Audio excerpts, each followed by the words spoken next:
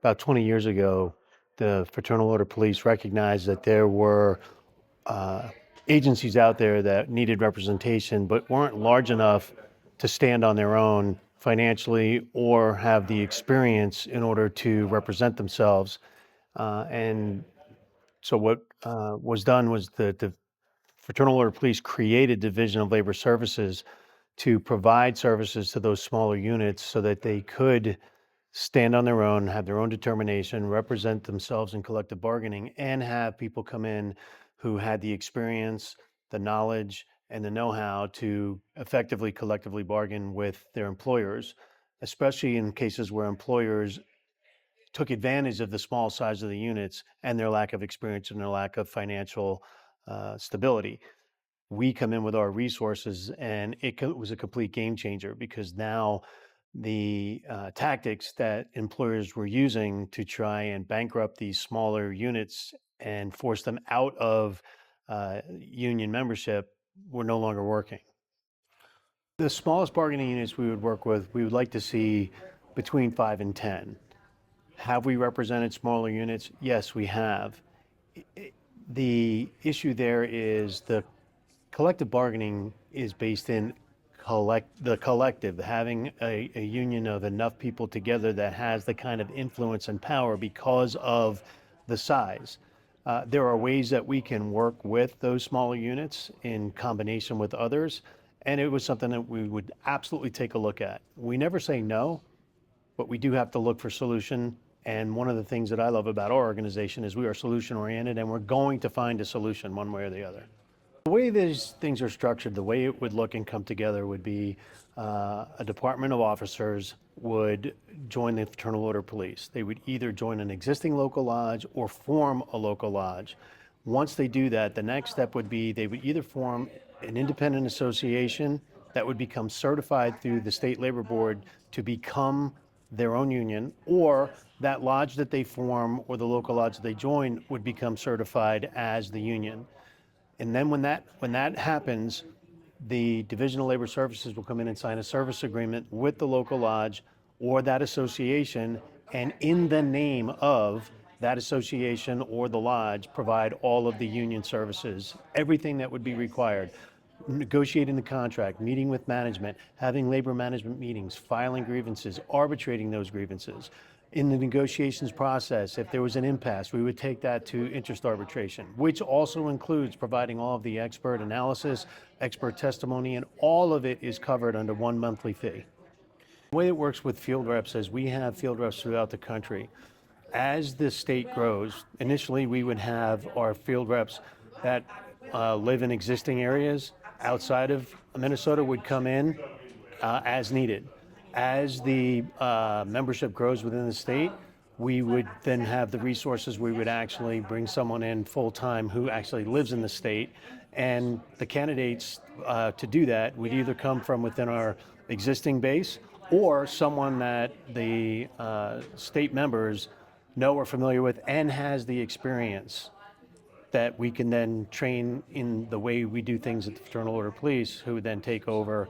And in some cases, we have as many as 3 representatives in one state, depends upon the size of the membership and how many people come on board. In addition to the labor representation that we have, when you come on under one of our service agreements, you get the National Fraternal Order Police Legal Defense Plan. The Legal Defense Plan covers everything on the disciplinary side, including for retired members, concealed carry, multi-state concealed carry. The legal defense plan is something that's available to all Fraternal Order Police members for a fee that's separate from their union dues or their local lodge dues. When you sign a service agreement for $84 per member per month in the unit, you get all of the labor representation as well as the legal defense plan together. There's no separate charge. It's all put together, and we handle the administrative processing of the fee itself. When there is an impasse in negotiations, they have what's called an interest arbitration, meaning an arbitrator is going to resolve the impasse through a process called arbitration. A lawyer will come in that is under contract with the Fraternal Order Police. That lawyer's fees are paid entirely by the Division of Labor Services. In addition, any forensic accounting that's needed, any expert testimony that's needed, whether it's an insurance issue, whether it's a wage issue, whether it's a comparison issue, all of that analysis and expert testimony is also covered under that 1 monthly fee. There is never an additional penny ever that's assessed or charged to a unit, regardless of its size, for the cost of going to that arbitration. It's entirely about us providing the service for that $84 per member per month. The way our local lodge system works is local lodges can have multiple agencies in a single lodge. And oftentimes that local lodge is also the bargaining agent or the union for all of those agencies under different contracts. So the local lodge could sign a service agreement for one or all or some of those agencies, and we would come in and handle all of that union duty of fair representation responsibility for as many as you would want us to do. Local lodge serves a number of different functions. There's the community involvement, the services they provide to families, the shop with a cop things, all of those things that local lodges do as members of the community that are so wonderful and part of what the FOP does. That remains intact, and that is something that the local lodge function continues under their leadership. With the labor stuff, once they sign a service agreement, the division comes in, and in partnership with the local lodge, we take care of all of those other things. One thing that I'd love to make sure is very, very clear here is just because you sign a service agreement with us doesn't mean you're turning over any authority to the Division of Labor Services or to the national.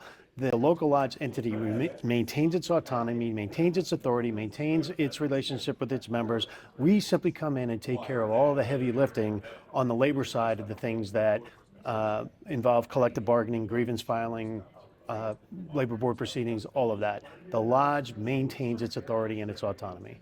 There are many bargaining units or unions under the FOP that represent two different groups. It might be the sworn officers in patrol, for example, like for example, a sheriff's office, you have your patrol division and you have your corrections division. In some cases, the corrections officers are certified. In some cases, they're not. What we do is we'll take over any existing bargaining unit, regardless of what the composition is, whether they're sworn and unsworn combined. If there's a bargaining unit that's unsworn and they would like FOP representation, they take on a different status of membership, which is called an associate member.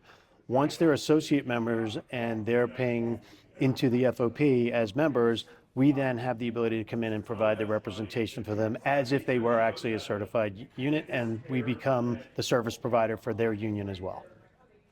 I've been doing this work for 30 years, and in that time I've had an opportunity to review contracts that have been negotiated by multiple organizations.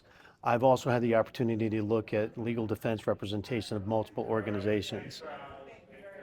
I am someone who, based in integrity, would never take part in anything that I didn't absolutely believe in. And one of the things that I know is when you see that FOP star, you know that you are getting the absolute best of the best. We're talking about hundreds of years of collective experience in collective bargaining and legal representation.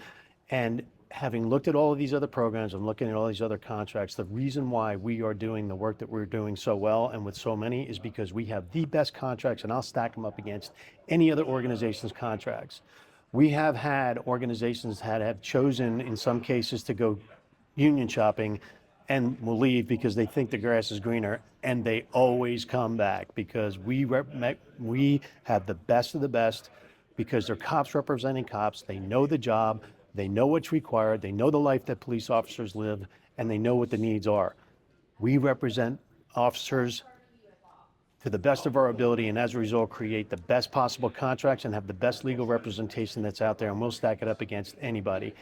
Don't take my word for it. Bring us in and we'll prove it. And we'll prove it for the service we provide.